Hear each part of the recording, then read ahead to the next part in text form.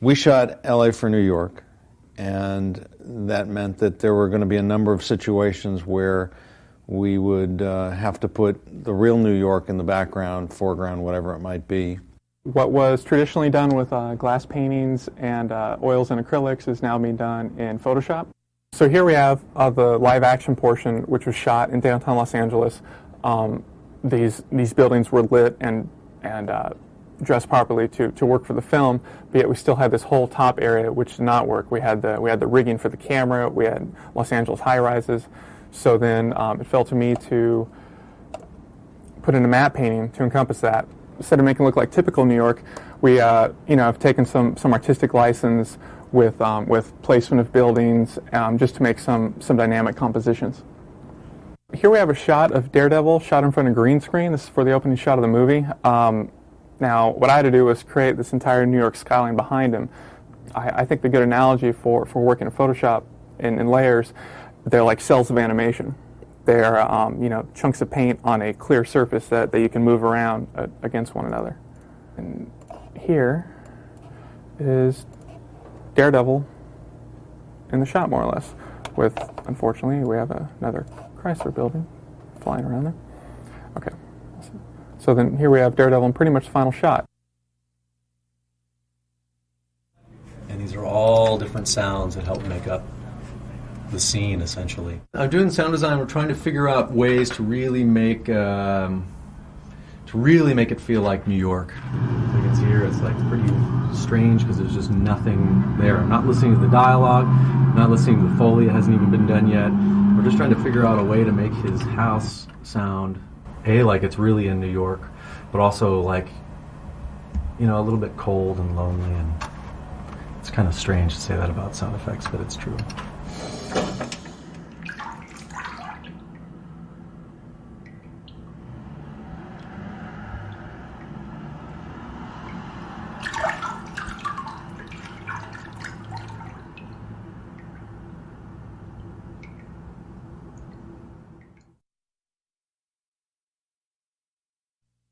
We built Shadow World, all in the computer. We did tests early on that were based on real photography, and the problem with doing a representation of sound that involves real photography is that everything in real photography comes from a source of light, which he can't see. So we did all sorts of cool effects involving Shadow World. This is the way it's going to look. It's going to feel organic, and sound bounces this way and it does that. But it was always based on the way the scene was lit.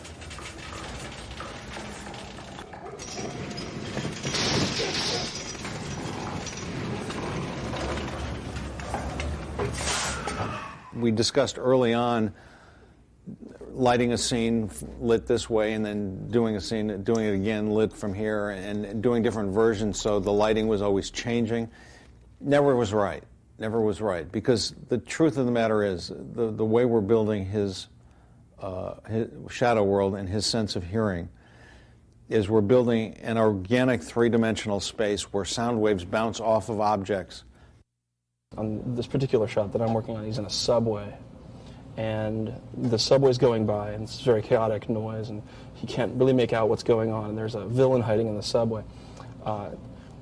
And Shadow World happens when there's more of a constant tone, like a bell, or in this particular case, he bangs his cane against a metal railing, which produces a tone which sort of clears the air of the chaotic noise and produces a much more clear visual interpretation of what he can see, and hopefully find the bad guy hiding in the subway.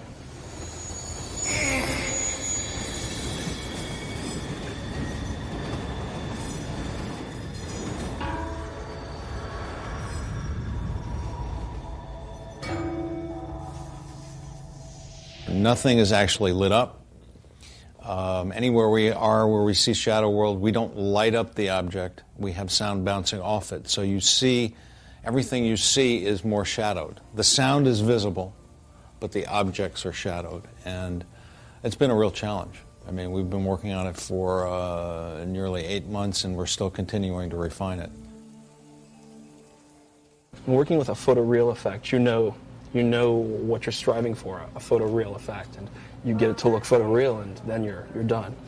With this, there's always more to be added, and there's always, you don't really know necessarily when you're done, because it is such a kind of a ghostly image, and it's not photoreal, it's photo unreal, I guess, because we're basing it on a photoreal thing, but then we're pushing it way beyond that, and there's really no end point, until everybody's happy. That's the end point, I guess.